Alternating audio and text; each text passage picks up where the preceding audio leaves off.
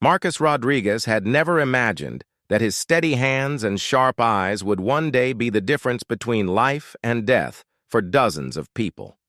Growing up in a small Texas town, he spent his weekends hunting deer with his grandfather, learning patience and precision that would serve him well years later. When he enlisted in the Army at 19, Marcus thought he understood what military service meant. He was wrong. The transport helicopter's blades chopped through the thick Afghan air as Marcus stared out at the rugged mountains below. Dust swirled in golden clouds, and the landscape looked like something from another planet. This was his first deployment, and the knot in his stomach had been growing tighter with each passing hour. Beside him sat Sergeant James "Tank" Morrison, a veteran with 3 tours under his belt and scars that told stories Marcus wasn't sure he wanted to hear. "First time seeing the sandbox, Rodriguez?" Tank asked, his voice barely audible over the helicopter's roar. Marcus nodded, adjusting the weight of his rifle. The M24 sniper weapon system had become like an extension of his body during training, but here, surrounded by the reality of deployment, it felt heavier than ever. "Just remember what they taught you at Benning," Tank continued. "Breathe, aim, squeeze. Everything else is just noise." The helicopter touched down at Forward Operating Base Courage with a jarring thud that sent dust billowing in all directions. Marcus grabbed his gear and followed Tank across the landing zone, squinting against the grit that seemed to get into everything. The base was a collection of concrete barriers, prefabricated buildings, and razor wire that created a small island of American military presence in the vast Afghan wilderness. Captain Sarah Chen met them at the command post, her crisp uniform somehow managing to look professional despite the harsh environment. She was younger than Marcus had expected for a company commander, but her reputation had preceded her. Chen had earned her rank through competence and courage, not politics.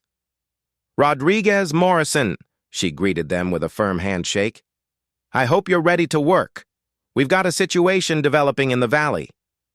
The briefing room was cramped and humid, filled with maps covered in red marks and intelligence photos that painted a picture Marcus was still learning to read. Chen pointed to a position on the map where several red circles clustered around a small village. "Taliban forces have been moving through this area for weeks," she explained. "They're using the village as a staging ground for attacks on our supply convoys. Intelligence suggests they're planning something big." Marcus studied the terrain features on the map, noting the elevation changes and sight lines that would be crucial for his work. The village sat in a bowl-shaped valley, surrounded by hills that offered excellent overwatch positions. It was sniper country, and he felt a mix of excitement and terror at the prospect of putting his training to use.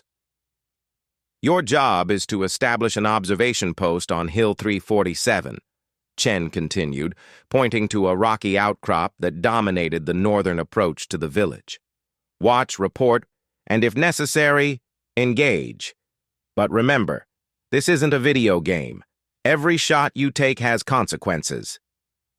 That evening, Marcus sat in the mess hall pushing around his dinner while Tank regaled him with stories from his previous deployments.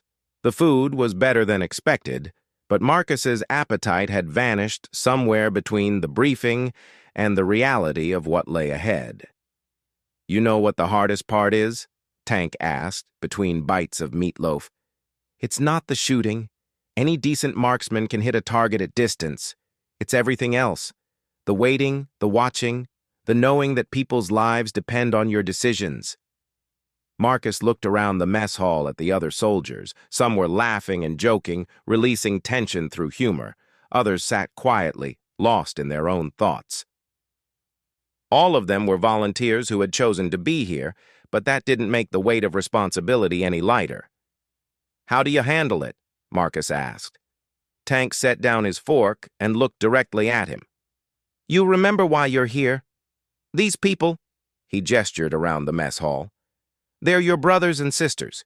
You watch their backs, and they watch yours. The enemy? They chose their side, just like you chose yours." Later that night, Marcus lay on his narrow bunk staring at the ceiling. Sleep eluded him as he ran through equipment checks in his mind. His rifle was cleaned and zeroed. His ammunition was counted and accounted for. His camouflage was prepared. But no amount of preparation could calm the voice in his head that wondered if he was truly ready for what was coming. The pre-dawn darkness was absolute when Marcus and Tank began their movement toward Hill 347. They traveled light, carrying only essential gear and enough water and food for a 3-day mission. The weight of the radio, spare batteries, and ammunition seemed to increase with every step up the rocky slope. Moving at night required a different kind of skill than Marcus had expected. Every step had to be carefully placed to avoid loose rocks that might give away their position. They used hand signals and whispered communications, becoming ghosts in the darkness. As they climbed higher, the air grew thinner and colder. Marcus's breathing became labored, but he pushed through the discomfort. Tank moved with the confidence of experience, navigating the treacherous terrain like he had walked this path 100 times before. "Conditioning helps," Tank whispered during a brief rest, "but nothing really prepares you for operating at altitude with full gear. Your body will adapt." They reached their position just as the first hints of dawn began to lighten the eastern horizon. The observation post was a natural depression in the rocks that provided excellent concealment while offering a commanding view of the valley below. Tank immediately began setting up the radio while Marcus established his shooting position. The village looked peaceful in the growing light. Smoke began to rise from cooking fires as the inhabitants started their day. Children appeared in the streets, and Marcus could hear the distant sound of bleating goats. For a moment, it was easy to forget that this tranquil scene was the center of a deadly game. Overwatch 1. "This is base!" The radio crackled to life. "What's your status?" Tank keyed the handset. "Base, Overwatch 1 in position. Good visibility, no movement observed." The waiting began. Marcus had trained for this, but the reality was different than any simulation. Hours passed with nothing but routine village activity below. He watched through his scope as people went about their daily lives, completely unaware that 2 American soldiers were observing their every move from the hills above. "Contact!" Tank suddenly whispered, pointing toward the southern edge of the village. 3 vehicles approaching." Marcus swung his rifle toward the movement and felt his heart rate increase. Through his scope, he could see a convoy of pickup trucks loaded with armed men. They weren't wearing uniforms, but their weapons and tactical gear left no doubt about their intentions. "Base, this is Overwatch 1, Tank spoke into the radio. "We have possible hostile forces entering the village, counting approximately 15 armed individuals." The response came quickly. "Overwatch 1, observe and report. Do not engage unless fired upon or unless friendly forces are threatened." Marcus watched as the armed men dismounted their vehicles and began moving through the village. The change in the local population was immediate and obvious. People disappeared from the streets, doors closed, and the peaceful morning scene transformed into something tense and dangerous. "They're setting up positions," Marcus observed, noting how the armed men were positioning themselves at key intersections and high points within the village. This isn't a casual visit. Through his scope, Marcus could see the faces of the armed men clearly. They were young, mostly, not much older than himself. Some looked nervous, while others moved with the confidence of experience. It was unsettling to realize that in different circumstances, he might have sat down and shared a meal with some of these people. "Remember what Chen said," Tank reminded him quietly. "Every shot has consequences. But so does every shot you don't take." The radio crackled again with an urgent transmission. "All stations, this is base. Convoy Charlie is en route to your location for resupply. ETA 20 minutes. Marcus felt his stomach clench. The American convoy would be driving directly into what was clearly an ambush. He adjusted his position and began identifying priority targets. running through the mental calculations that would determine range, wind speed, and bullet drop. His training was taking over, suppressing the fear and uncertainty that threatened to cloud his judgment. "Tank, we need to warn them," Marcus said, never taking his eye from the scope. "Already on it," Tank replied, working frantically with the radio. "Base, this is Overwatch 1. The village is compromised. Recommend Convoy Charlie abort approach." The response was immediate but not reassuring. "Overwatch 1, Convoy Charlie is loaded with critical supplies. Mission must continue. Provide overwatch and support as needed." Marcus watched as the armed men in the village completed their preparations. They had chosen their positions well, creating overlapping fields of fire that would turn the village's main street into a killing zone. The American convoy would have no chance once it entered the trap. "There," Tank pointed toward the eastern approach. "Convoy's coming." Through his scope, Marcus could see the dust cloud raised by the approaching vehicles. 3 Humvees and a supply truck, moving at tactical speed but completely unaware of what waited ahead. The lead vehicle was less than 2 minutes from entering the village. Marcus's finger found the trigger of his rifle. The safety was off, and his first target was clearly identified in his scope. A Taliban fighter crouched behind a low wall, rocket-propelled grenade in hand, waiting for the perfect moment to destroy the lead American vehicle. Time seemed to slow as Marcus controlled his breathing, just as Tank had reminded him. Breathe, aim, squeeze. Everything else was just noise. But the noise in his head was deafening now. This wasn't a training exercise or a paper target. This was a human being in his crosshairs, and in the next few seconds, Marcus would have to make the decision that would define the rest of his life. The convoy drew closer. The Taliban fighter adjusted his position, raising the RPG to his shoulder. Marcus could see the man's finger moving toward the trigger of his weapon. In moments, American soldiers would die unless Marcus acted. The weight of the moment pressed down on him like a physical force. Everything he had trained for, everything he had prepared for, came down to this single instant. His grandfather's voice echoed in his memory, teaching him about patience and precision. Tank's words about protecting his brothers and sisters in arms rang in his ears. Marcus made his choice. The rifle's recoil drove into Marcus's shoulder as the shot broke the morning silence. Through his scope, he saw the Taliban fighter with the RPG crumple and fall, the rocket-propelled grenade tumbling harmlessly to the ground. For a split second, the world seemed frozen in time. Then everything exploded into chaos. "Contact! Contact!" Tank shouted into the radio as gunfire erupted throughout the village below. The carefully planned ambush had been triggered prematurely by Marcus's shot, and now both sides were fighting for their lives. The lead American Humvee screeched to a halt just outside the village, its crew quickly dismounting and taking cover behind their vehicle. The convoy commander had been monitoring the radio frequency and understood immediately that they had driven into a trap.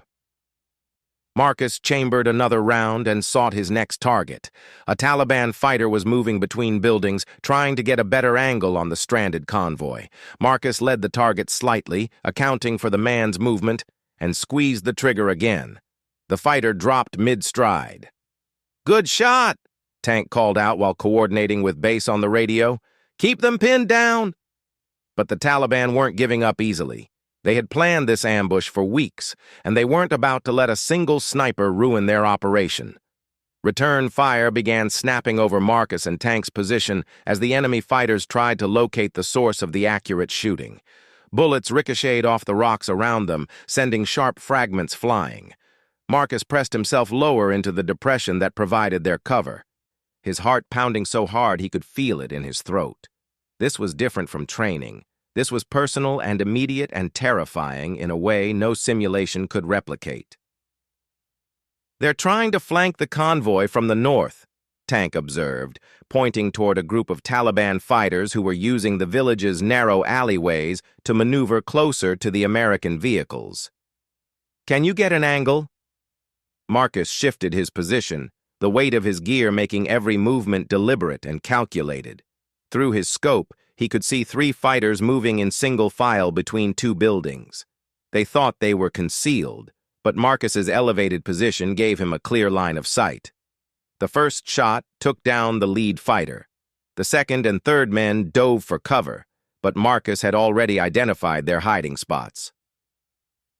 Patience was key now. His grandfather had taught him that hunting was often about waiting for the prey to make a mistake. It didn't take long. One of the Taliban fighters tried to sprint across an open space to reach better cover. Marcus was ready. The shot was clean, and the fighter didn't get up. Meanwhile, the American convoy was fighting back with everything they had. The heavy machine gun mounted on the second Humvee was laying down suppressive fire, forcing the Taliban fighters to keep their heads down. But Marcus could see that the enemy was still trying to position themselves for a devastating attack. "Tank, there's a guy with an RPG moving toward the mosque," Marcus called out, identifying a new threat. "If he gets up in that minaret, he'll have a perfect shot at the convoy." Tank relayed the information to base while Marcus tracked the fighter's movement.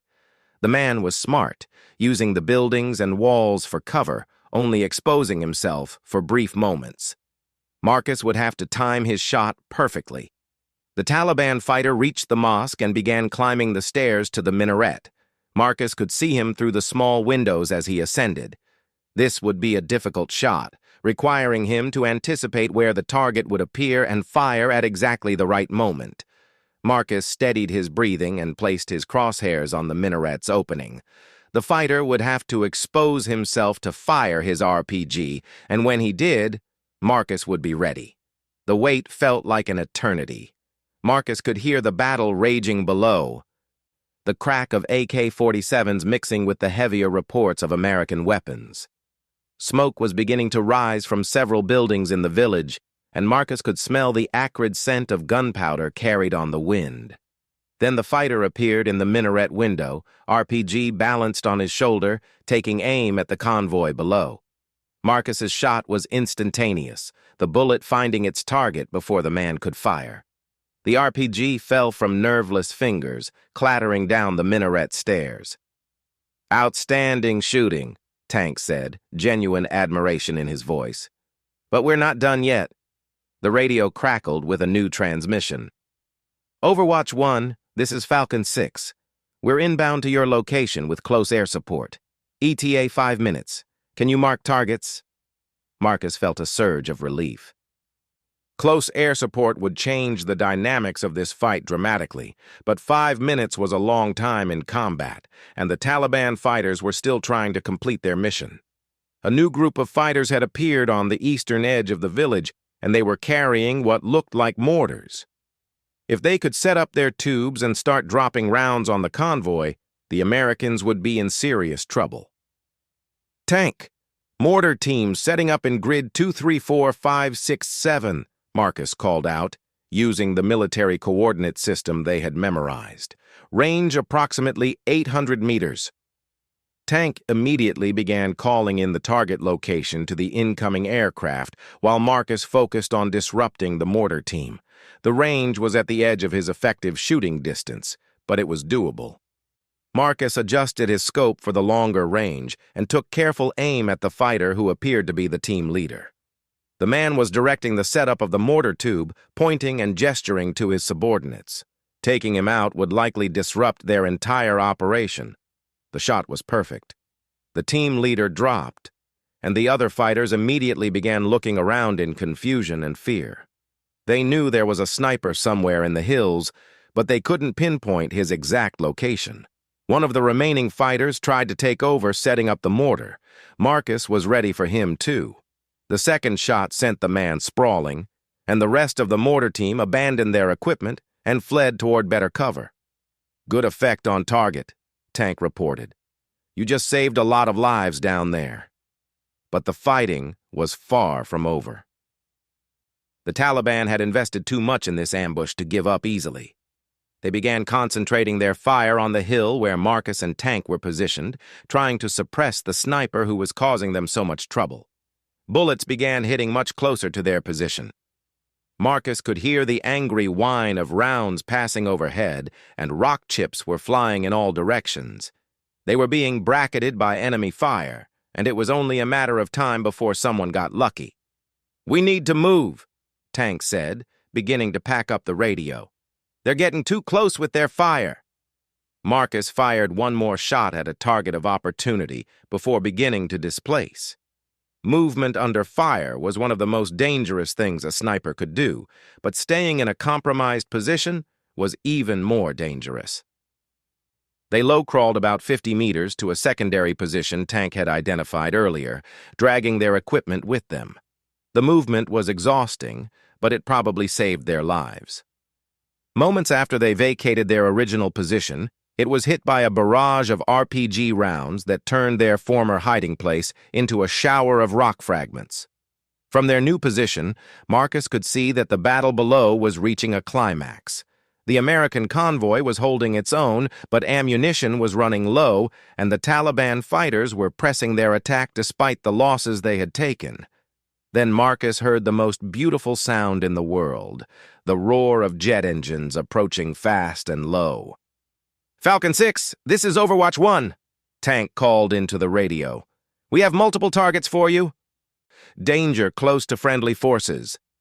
The F-16 fighting Falcon screamed over the valley, its pilot quickly assessing the situation below. Marcus watched through his scope as the aircraft banked sharply and lined up for its first attack run. "All friendly forces take cover," came the call over the radio. "Danger close air support inbound." Marcus pressed himself into the rocks as the jet's cannon opened fire. The 20-millimeter rounds tore through the village like a chainsaw, targeting the buildings where Taliban fighters had taken position. The sound was deafening, and Marcus could feel the impact of the rounds through the ground itself. The effect on the enemy was immediate and devastating. Fighters who had been pressing the attack suddenly found themselves running for their lives as the aircraft made pass after pass, methodically destroying their positions. But the pilot was being careful to avoid civilian areas, and some of the Taliban fighters had taken position in buildings where airstrikes might harm innocent people. Marcus could see them through his scope, still trying to organize a coordinated attack on the convoy. "Tank, I've got fighters in the school building," Marcus called out.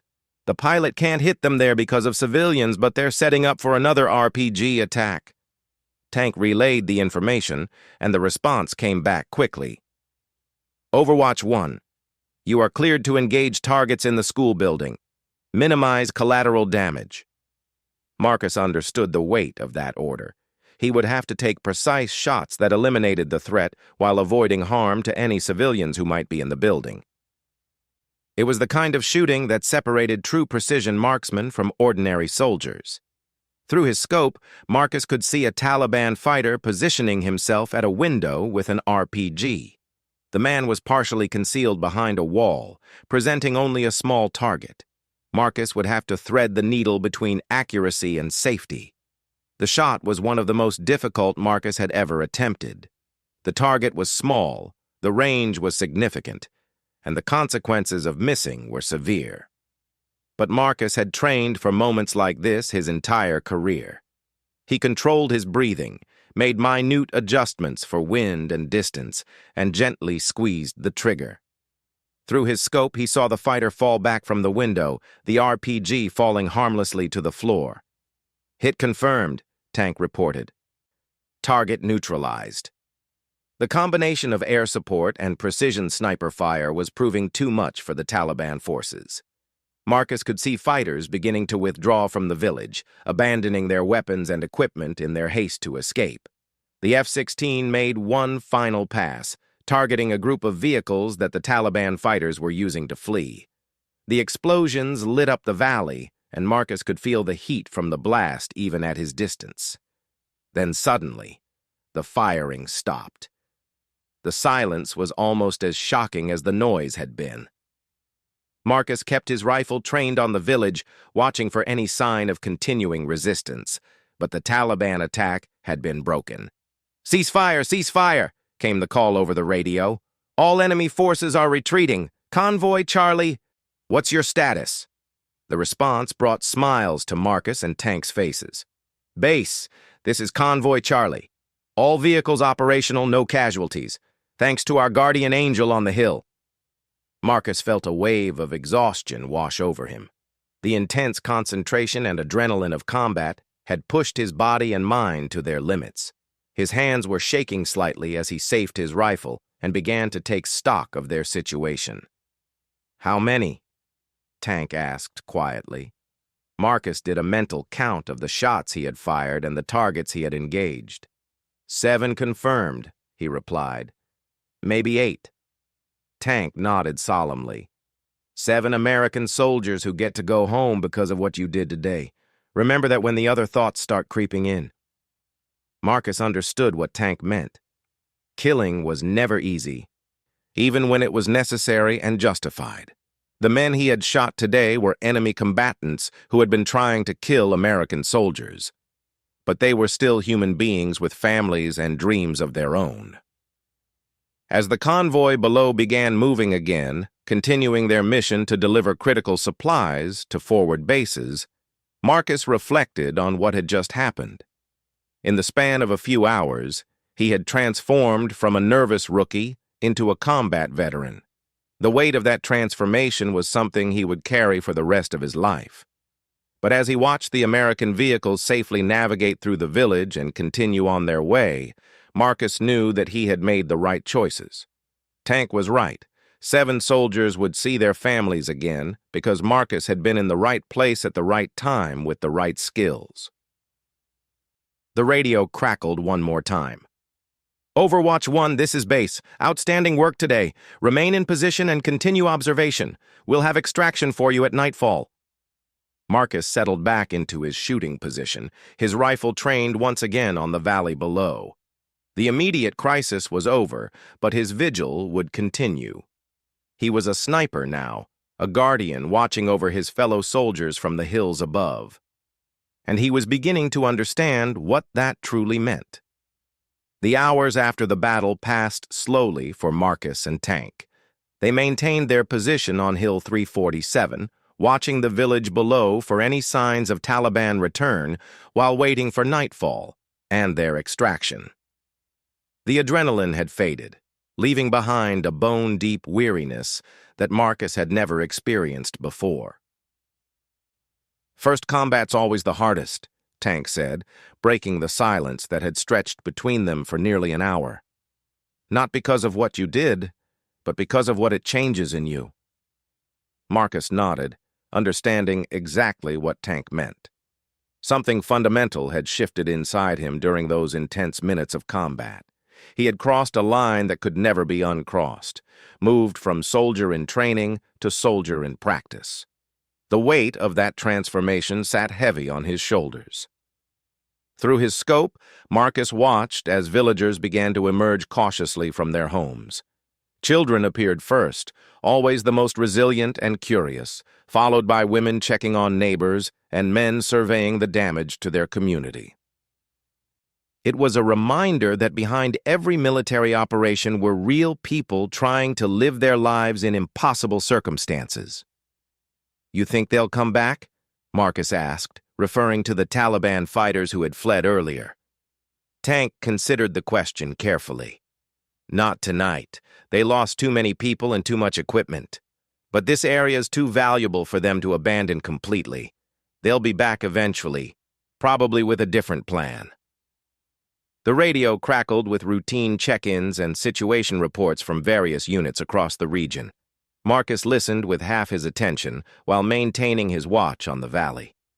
The normal rhythm of military communications was somehow comforting after the chaos of combat. As the afternoon wore on, Marcus found himself thinking about the men he had killed. Tank had been right about the importance of remembering why it was necessary, but that didn't make it easier to process. Each target had been a person with a story, and Marcus had ended those stories with precise rifle shots. "Regret's normal," Tank observed, reading Marcus's expression accurately. "The day you stop feeling something about taking a life is the day you need to go home. But don't let it eat you up inside. You did what needed to be done. A movement in the village caught Marcus's attention. Through his scope, he could see a small group of men moving carefully between the buildings, checking the bodies of the fallen Taliban fighters. They weren't wearing military uniforms, but their movements suggested some kind of authority. Local police? Marcus wondered aloud. Tank pulled out binoculars and studied the group. Probably village elders and maybe some Afghan National Army. They're doing cleanup, making sure there are no surprises left behind. Marcus watched as the group approached the mosque where he had shot the fighter with the RPG. They moved cautiously, clearly aware that there might be unexploded ordnance or booby traps. One man climbed the minaret stairs and emerged with the abandoned RPG launcher, holding it carefully. That weapon could have killed a dozen Americans, Tank observed. Good shooting on that one. Timing was everything. The validation felt good, but Marcus found himself thinking about the bigger picture. This village would return to its normal routine, but the underlying problems that led to today's violence would remain. The Taliban would recruit new fighters, plan new attacks, and the cycle would continue. "How do you keep doing this tour after tour?" Marcus asked. "Knowing that we're not really solving anything permanently?" Tank was quiet for a long moment before answering. "You're thinking too big picture, Rodriguez. Our job isn't to solve Afghanistan's problems. Our job is to complete our missions and bring our people home safely. Everything else is above our pay grade." The wisdom in that statement was something Marcus would remember for years to come.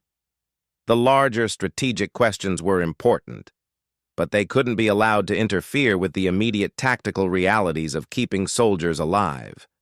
As the sun began to set, painting the mountains in shades of gold and red, the radio brought news of their extraction. "Overwatch 1, this is Falcon 2-7. We're inbound for pickup. ETA 15 minutes. Mark your position with infrared strobe." Tank pulled out the infrared beacon that would be visible to the helicopter crew through their night vision equipment, but invisible to anyone without the proper gear. The technology always amazed Marcus, the way modern warfare blended cutting-edge equipment with ancient tactics like sniping and Overwatch. "Time to police up our gear," Tank said, beginning to pack their equipment systematically. Every piece of equipment had to be accounted for, and nothing could be left behind that might compromise future operations or fall into enemy hands. Marcus took one last look through his rifle scope at the village below. It looked peaceful in the fading light, with cooking fires beginning to dot the landscape and the normal sounds of evening activities carrying up from the valley. It was hard to believe that just hours earlier, this same place had been a battlefield.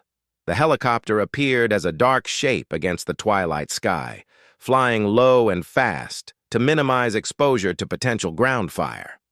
The pilot executed a perfect landing in the rocky depression that Tank had identified as their pickup zone, and Marcus marveled at the skill required to set down a helicopter in such difficult terrain.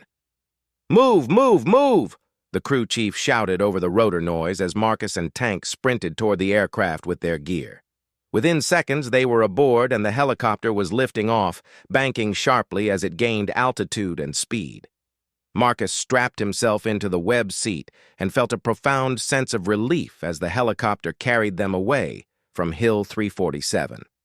The mission was complete, and they were going home. But he knew that this was just the beginning of his deployment, and there would be many more missions ahead. The flight back to Forward Operating Base Courage gave Marcus time to decompress and think about what he had experienced. Tank sat across from him, methodically cleaning his weapon even in the cramped confines of the helicopter. The ritual of weapon maintenance was something that helped many soldiers process the stress of combat. When they landed at the base, Captain Chen was waiting for them at the helicopter landing zone. Her presence there told Marcus that the day's events had been significant enough to warrant the company commander's personal attention. "Good work today, both of you," she said as they approached. "The convoy commander specifically asked me to pass along his thanks." You probably saved his entire unit. The debriefing took place in the same room where Marcus had received his mission briefing that morning, though it felt like a lifetime had passed since then. Chen went through the engagement methodically, documenting Marcus's shots and the tactical decisions that had led to success. 7 confirmed kills, no friendly casualties, mission accomplished, Chen summarized as she concluded the debrief. Rodriguez, you performed exactly as we hoped you would. Your shooting was precise, and your decision-making was sound. The praise felt good, but Marcus found himself thinking more about the soldiers in the convoy, who would see their families again, than about his own performance. Tank had been right about keeping the focus on protecting fellow Americans. Later that evening, Marcus sat in the mess hall with his dinner, finally able to eat after the stress of the day had passed. Other soldiers approached him throughout the meal, word having spread quickly about the successful sniper engagement. In the close-knit community of a forward operating base, heroic actions were recognized and celebrated. "First blood, huh?" said Corporal Jackson, a machine gunner from another unit. "How's it feel to be a real sniper now?" Marcus considered the question seriously. "Different than I expected," he replied honestly. "More real, if that makes sense." Jackson nodded knowingly. "It always is. But you did good today, man. You saved lives." As the evening wore on and the base settled into its nighttime routine, Marcus found himself on the roof of his barracks, looking out at the mountains where he had spent the day. The stars were incredibly bright in the clear desert air, and the silence was profound after the noise and chaos of combat. Tank joined him on the roof, carrying 2 cups of coffee. "Thought you might want some company," he said, settling down beside Marcus. They sat in comfortable silence for a while, watching the distant mountains and processing the events of the day. Marcus realized that Tank had become more than just a partner. He had become a mentor and friend who understood the unique pressures of their job. "What's next?" Marcus asked eventually. Tank smiled. "Tomorrow we clean our gear, check our equipment, and get ready for the next mission. The day after that, we do it again, and we keep doing it until it's time to go home." The simple routine that Tank described was both comforting and daunting. Marcus was beginning to understand that deployment was a marathon, not a sprint, and that managing the psychological stress was just as important as maintaining physical readiness. Over the following weeks, Marcus and Tank continued their partnership, conducting observation missions and providing overwatch for various operations. Marcus's confidence grew with each mission, and his shooting skills became legendary among the units they supported. But he never forgot the lessons of that first engagement on Hill 347. The importance of precise shooting under pressure, the weight of life and death decisions, the brotherhood that bound soldiers together in combat, and the simple truth that their job was to protect each other and complete their missions. 3 months later, as Marcus prepared for his rotation back to the United States, he reflected on how much he had changed since that first helicopter flight into Afghanistan. The nervous young soldier who had worried about his readiness for combat had been replaced by a confident professional who understood his capabilities and limitations. Captain Chen called him into her office for a final evaluation before his departure. "You've exceeded all expectations, Rodriguez," she told him. "Your performance on Hill 347 set the standard for your entire deployment. 7 confirmed kills in your first engagement and dozens more over the following months. You've saved countless American lives." The statistics were impressive, but Marcus knew that numbers couldn't capture the full reality of what he had experienced. Each shot had been a decision, each mission had been a test, and each successful completion had been a small victory in a larger war. "I'm recommending you for advanced sniper training when you get back to the States," Chen continued. "You have the skills and the temperament for this work. The Army needs soldiers like you." As Marcus packed his gear for the flight home, Tank offered one final piece of advice. "Don't try to explain this to people who weren't here," he said. "They won't understand, and that's okay. Find other veterans to talk to when you need to process what happened here." The helicopter that carried Marcus away from Forward Operating Base Courage flew the same route he had taken on his first day in Afghanistan, but everything looked different now. The mountains that had once seemed alien and threatening now felt familiar. He understood the terrain and the tactical challenges it presented. Marcus Rodriguez returned home as a different person than the one who had deployed. He had proven himself in combat, saved American lives, and learned lessons that would stay with him forever. The nervous young soldier who had worried about his first shot had become a professional warrior who understood the true meaning of service and sacrifice. But most importantly, he had learned that heroism wasn't about seeking glory or recognition. It was about doing the right thing at the right moment, regardless of the personal cost. It was about protecting the soldiers beside you and completing the mission no matter how difficult it became. As the transport plane lifted off from Bagram Air Base for the long flight home, Marcus looked down at the mountains one last time. Somewhere down there, American soldiers were still standing watch, still protecting convoys, still conducting the dangerous work of military operations. And somewhere among them, a new sniper was probably experiencing his first combat engagement, learning the same lessons that Marcus had learned on Hill 347.